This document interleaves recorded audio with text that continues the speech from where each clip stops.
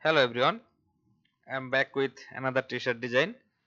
Today I'm going to make a biker t-shirt design, but this one I'm going to make in another style, like one style from our group, and there was a request how to make that kind of design. So I'm going to show you guys how to make this kind of designs. Now I'm going to use this vector from FreePic. This is from this vector bundle. As you can see here, I'm using this one here, and if I just customize this properly, then it will not be a copyrighted design. So for this I'm going to use this to text life without a bike is no life at all, because as you can see here is a ribbon here in the original vector pack, so I can place a text here, and that's why I get this idea that I can use another text in the top area, something like that. So for this one here I'm going to use this rounded rectangle tool. Now with this rounded rectangle tool I am going to draw a rounded rectangle. As you can see, this is not a regular rectangle, these corners are rounded, so that's why it is called rounded rectangle anyway. So I need it to be in a stroke mode, not in fill. So I am pressing, now I am pressing shift X, that will convert it into a stroke, and then I am going to make these corners complete round, and then I am going to make it bigger in size for the strokes, just like this. So I am going to place my this bike something like in this area like this, but I need to place my text also, so I need to make that area. Now for this one here I am going to make another copy of it. So if I just press Ctrl C Ctrl F, I will get another version of this rounded rectangle or this ellipse kind of shape, but that will be just, if I just make it bigger like this, as you can see, this is not making it like same size from all the area, like the distance here is not the equal to the distance here, so that's when we need to use offset path. So I'm going to object path, then offset path. Now with my object offset path I can make it bigger, and this time it is going to, as you can see, same size bigger in all the area. So that's when we use offset path anyway. So I'm clicking OK for this. Now I need another copy of it, so I'm going to object path and then offset path. Again this time I am going to make it a bit bigger in size, little bigger, maybe this much. Okay, that much is good. So this is going to be my, this middle one is going to be my text area, and this two will be the border. Now I want it to be a bit longer in size, not something like that kind of. Okay, so that is just destroying the effect. Anyway, that is not a problem. So I am going to use my this bike vector here, this one a bit bigger, because I want it to overlap the areas like from the sideways, and then maybe a bit up, so that we can see the just a bit bottom of the main center ellipse of us here. So that is good. Now for this one here, this design here, I am going to make it a rounded style design. So I am going to take my this one here, this life without a bike, maybe I will make it geared slab, and then capital all caps, that is good. Now Ctrl X to cut. Now I am going to select my this middle shape here, I don't know what it calls, this is not ellipse, not an oval, anyway the rounded rectangle, rounded longer ellipse anyway. So I am going to take this, type on path tool, and then if I click on any of this anchor point like this, then I can type in here, or I can press Ctrl V, that will paste whatever I copied. So like this. Now I am going to take one of this anchor point to place here in the right, then again I am going to take this one in the left, just like this. Then if I centerize them, then I can make it bigger, just like this, but that is too much big. I want to place my text exactly in the middle, so that's why I need to move the baseline, just like this, something like this, that is good. Maybe a bit space between the text, yeah. So that much is good for me. Now for the rest of the text I just want to place it here, but that I will do later. So for now I am going to select my text and these two ellipse shapes or whatever that shape, I am making them a group. Control G for group. Now I am going to select my this bike vector. I am going to object path and then offset path. Okay, that is too much. I just need only maybe 10 pixel strokes. Now that is a bit smaller, maybe 20 pixel or 30 pixel. Yeah, that much is good for me. So 30 pixel, then click OK. Now Control X to cut. Now if I select this group, I can open their transparency. So I'm going to double click here, then uncheck this clip box, then press Control F. So it is going to paste in everything that I copied in this area, but I need it to be a complete black shape. So I'm going to make it first of all black, then I need to make sure that they are united just like this. So when they are united, it becomes a complete single shape just like this, as you can see inside here. So that is good. Now for this area here, as you can see, that is looking something kind of this. Then maybe I will go inside the transparency again to hide this area, this part and this part. I don't need them to be visible.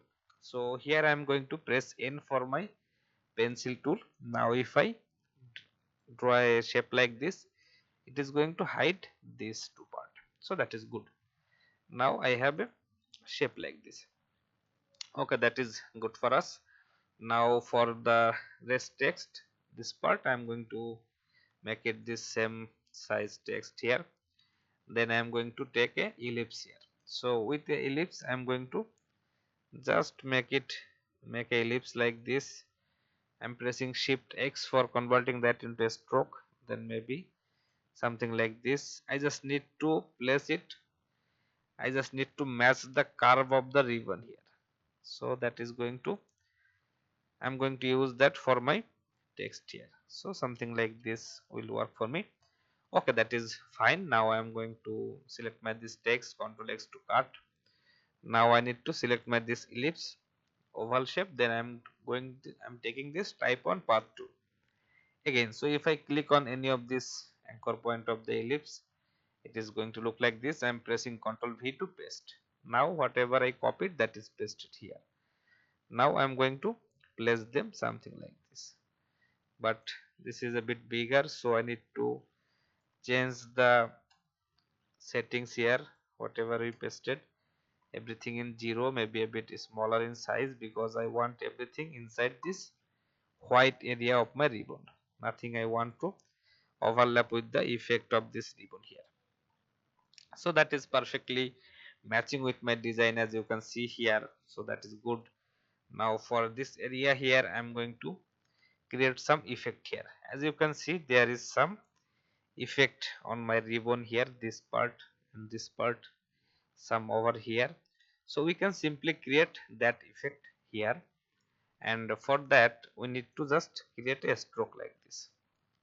So with a stroke like this, I am going to make a copy of that stroke. Okay, maybe that is too much, just a little bit. Then press Ctrl D to make some copies, just like this. That is good. Now there only fill, no stroke. If I press Shift X, it is going to convert into strokes. Now inside this stroke panel, I am going to make it this shape. So that is good. Now maybe a bit bigger in size. Okay, that much is good for me. Now when they are placed or in a size that's how I want them, I can break them. As you can see, there are no more strokes, they are fills. So okay, that is good. I am going to make a copy here, maybe something like this or like this. Then if I press Shift, I can rotate them. Okay, that much is good for me. Now I can simply make them a group, maybe then this on a group. Then if I select this two group, I can align them. So once they are aligned, I am going to make them unite here. So when it is united, it becomes a single shape. Now I want to place them something like in this area. So I need to make sure that they are in perfect size. like that much is good for me. Okay, so when they are in perfect size, I am going to rotate them just like this. Then if I go to my brush panel, I can create a new brush here. This time I am going to make a art brush. So with art brush, if I click OK, it is going to just look like this. Everything okay, just click OK. We have a new brush here. Now I want to use that brush here. So for that, we need to create a line here. We have two lines here, this ellipse line, this rounded rectangle, and this one here.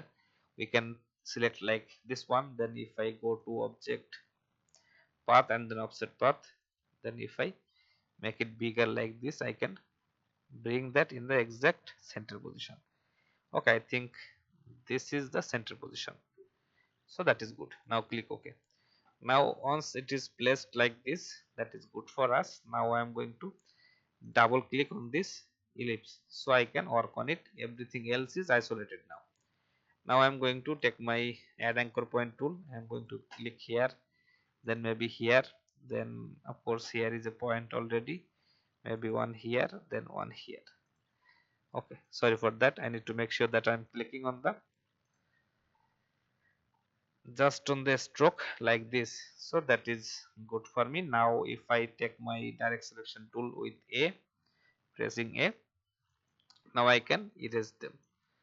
Everything that I don't want, I can select them and I erase them. I can erase them. So for this area I don't need them, also not this area. Okay, so I want to just keep this part and this bottom part, maybe not even this part. Yeah, that is good, just like this. Now if I select these three like this, I can click on this brush tool. It is going to replace those with my brush. Now I can make it a bit bigger maybe. Okay, that is not going to look good, but this much is looking good. So if I double click here, it is going to isolate, and everything that we pasted inside the transparency will be automatically applied to these brushes also. So this is good. Now that effect is created here, as you can see, it is bringing some similarity with my vector and my other of and my rest of the works, so that is good. Now this area is looking like something empty kind of, so let's do something for that area. I'm going to create a rectangle here just like this, a shape here, not rectangle anyway. So I'm keeping this one here, then I'm going to press alt and click and drag one here, but this one I'm going to make it smaller, really small. So this one is smaller, this is bigger. I'm pressing shift to select these two. Now if I click on this blend tool, I can click here and then click here. It is going to make this blend, and this is not how I want it to be. So I am double clicking here for this blend option. Now checking the preview, I need to make it specified steps. Now I can make it smaller or bigger like the amount how I wanted them to be. Maybe, yeah, that much is good. 15 steps, that is good. Let's click OK. Now this is the effect, blend effect, so we need to expand it. So once it is expanded, this becomes just some random shapes. So if I select this one or double click to isolate the group, now I can select everything here. Then if I click here on this horizontal, so the vertical distribute space option, it will distribute the space between the shapes just like this. If you think this is too much space, I can just move on up, then I can select them again, then do it again. It is going to decrease the space. Now this much is good. Let's just double click to isolate. Now I am going to select this one, Control X, Control B. Control B will make it, paste it just in the background, just like this maybe. Yeah, that is good.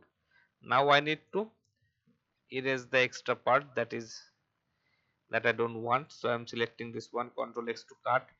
Now if I double click to isolate this group, this text and the shapes group, I am selecting this shape and then I am pressing Control B.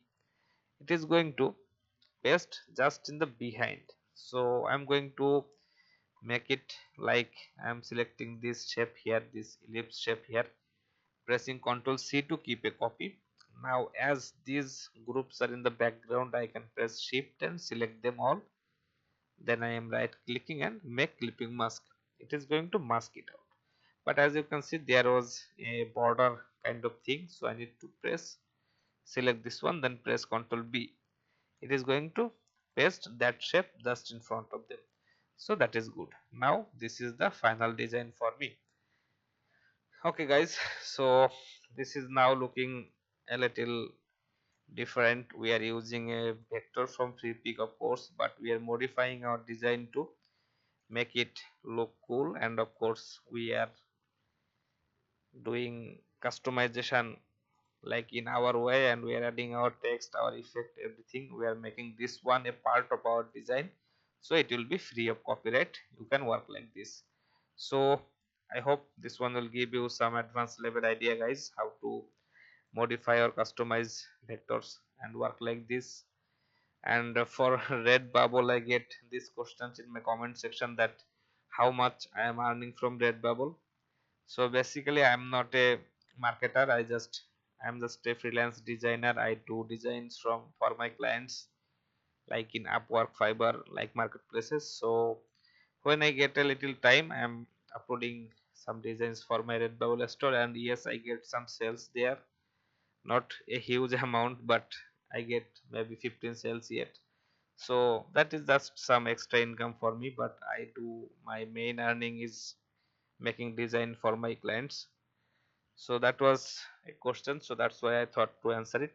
Okay guys, if you need to know anything, any part you didn't understand, you can make some comments.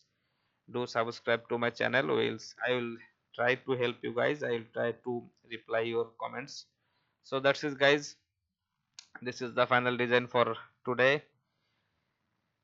Thank you for supporting me guys. I really appreciate everyone's help who are supporting me today.